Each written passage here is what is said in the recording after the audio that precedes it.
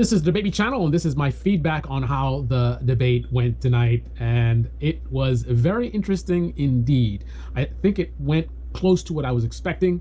I'm just getting my notes here I was taking while I was looking at the debate. So basically, both candidates performed well for their bases. Trump looked strong to his supporters, in my view, despite becoming more unhinged as the debate went on, while Kamala Harris came off as composed and strategic, particularly when she baited Trump into losing his cool more than a few times. So who was the master debater? Wasn't Trump, not tonight. Objectively, Trump fell behind his, he fell behind at some point as the debate went along. He started off pretty decent, and then he just kept, getting more unhinged. Not the whole time, he would be good and then unhinged and then good and then more unhinged and then good and even more than that. Just kind of bouncing all over the place. I think it got worse as time went along. So his fear-mongering tone, consistent insults, and erratic behavior didn't help him overall. Kamala's strategy of smiling at him and keeping her composure made her look stronger and more in control. So, key moments and responses. Trump tariff question. Moderator's question is, if tariffs are so bad, well, yeah, this was to Kamala. So if Trump's tariffs are so bad, why didn't you repeal them? Good question by ABC. Not going to get any credit from right-wing media for asking this, but that was a solid question. She's critiquing the tariffs. Okay, you guys were in charge. Why didn't you get rid of them? So Kamala deflected. That was not a great way to start a debate. This is early. I think it's probably the first question or second question, and already she's ducking. Deflected it, didn't directly answer the question, but she made some solid points about other economic issues. So she hid from it, but she hid with substance, as opposed to just, oh, Trump is this and Trump is racist or whatever. No, she came with some good, solid stuff. But she still evaded the question, though. So that wasn't a good look, but I think a decent save.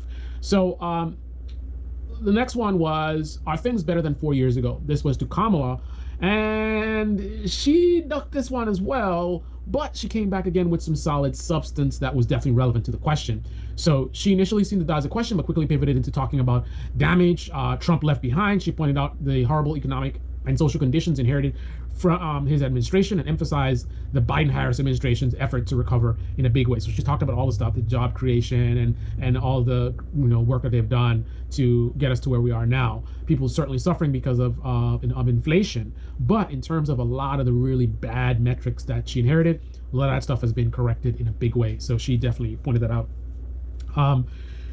So while she didn't give a direct answer, her focus on Trump's failures and their recovery efforts provided some real substance. So next thing was the abortion question. Oh man. So Kamala's attack. Kamala hung abortion around Trump's neck, as she should, and she strangled him with it. She didn't let him escape from the flip-flopping on women's rights and hammered him on the national abortion ban, effectively exposing his indecision and evasiveness. He was clearly uncomfortable hiding from the fact that he wouldn't commit to vetoing a national abortion ban. I wouldn't have to. Just answer the question.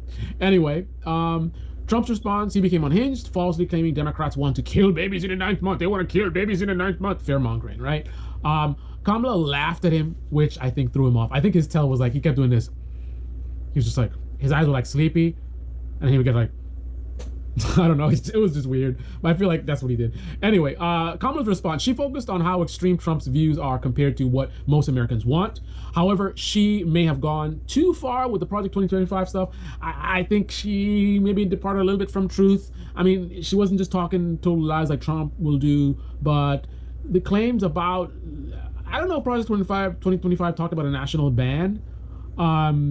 Now, that's what they would probably do, but you get into dangerous territory when you're saying Project 2025 says something that doesn't actually say, right? That's something that you can easily go back and say, she's lying, and then you can use that to dismiss everything they say about Project 2025.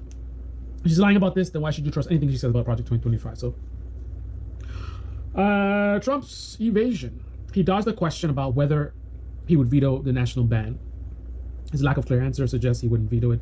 Trump's mental confusion. So when pressed, Trump seemed to mix up a scenario of him being the president and vetoing the bill versus Kamala being president, which made him appear disoriented. So he was saying something that was weird. It sounds like he was talking about her being president, and then he was referencing him vetoing the bill in that context. But it's like, if she's president, what are you vetoing? Like, that doesn't, it's like he collided those two thoughts. Like, one angle is she's president and he's not, so he's not vetoing anything. The other one is he's president and what would he do? And I think he got jumbled there. So just more mental decline. Trump's IVF claims. He rambled about being leader on IVF, doubling down on the 9th month abortion talking about. He said, I'm leading on IVF. Everybody knows I'm leaving an IVF. That's fertilization. Trump did not look good to people concerned about women's rights. His inability to take a firm stance made him appear weak and evasive on an issue that's crucial for many voters. Trump's rally claims. Kamala attack. She pointed out that people were leaving Trump's rallies. He did not like that. I don't know if he opened his eyes for that one. Probably did. Trump's response, he went on a long rant defending his rallies and accusing Kamala of bussing people in and paying them to attend her events. Alrighty. Trump, wild claims. Trump made bizarre statements about people eating pets and dogs and cats. And then it was a really big failure by ABC. So ABC News let Trump get away with not answering a key question about why he nuked the border security bill. That is huge because he kept talking about border security, people letting them in. Oh my goodness. So I think Trump successfully, to his audience, remember the people voting for Kamala are not the people voting for Trump, right? So Trump can look good to the target audience while looking very bad to the people that's not going to vote for him anyway. I think he looked good when he responded. He basically knocked it down saying it's all lawfare. Now, obviously lies, misinformation that he's saying there, but to his base, it's going to work. They're going to fall for that. So I think he came back swinging on that one.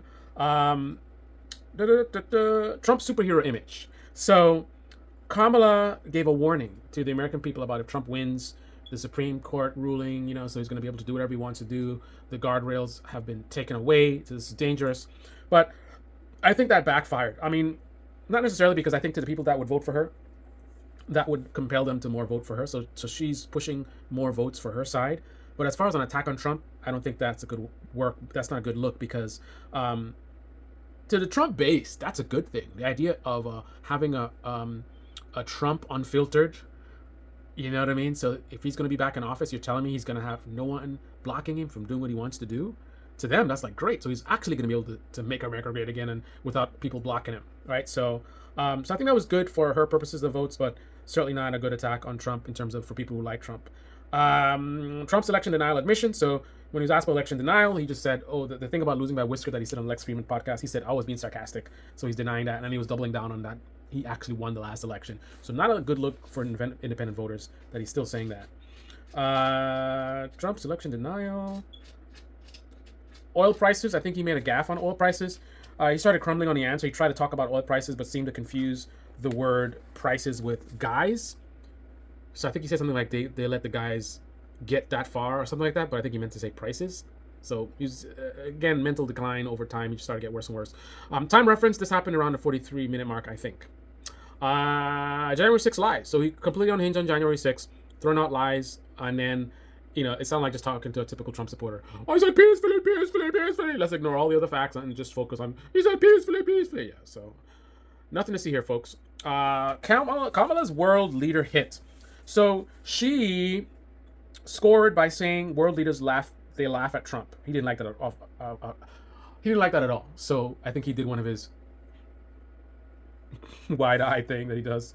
So he had a bizarre defense. He responded by bragging that Viktor Orban thinks that he's a great leader and that everyone's terrified of him. Like, bro, you're like Viktor Orban, like that's the guy that you want to rep like, oh, I got a good job reference from this like freak. I mean, Viktor Orban represents the very thing that, the liberals are claiming that Trump is in terms of his danger to the country, right? Here's Viktor Orban, a guy who actually,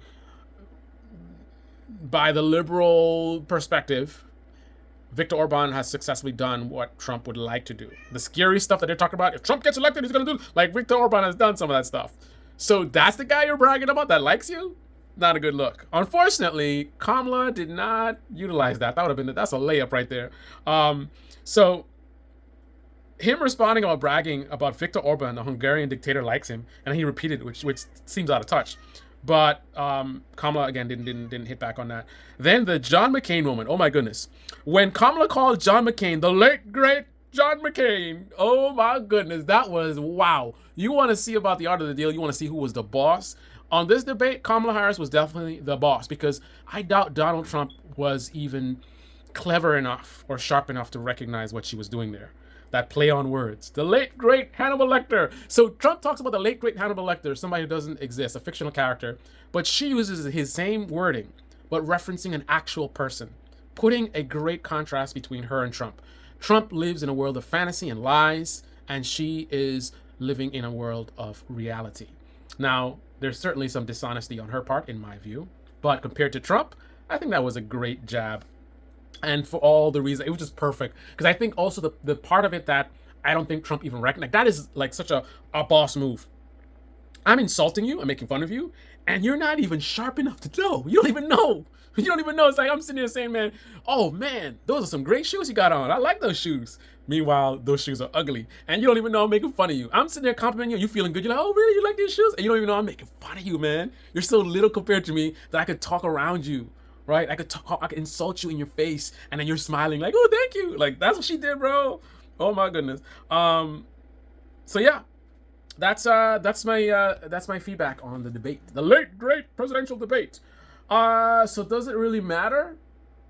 I don't know. Kamala Harris is doing horribly, as is Donald Trump, but I think more so her, because for all the negative baggage that Trump has, he is holding his own against Kamala Harris, which is good on him, right? He's doing way better than he should be. So he's outperforming. She's underperforming, right? Because, she should be blowing Trump out the water. It should not be close. The idea that she's struggling, tying up by 1 point, down by 1 point with Trump, this buffoon. Look at the debate performance. Look at how she handled Donald Trump. But yet, as far as in the polls, she's struggling. Like, really? Anyway, this is the Baby Channel. Debate me in the comment section below. Click on the like button, subscribe, smash that bell. Be well.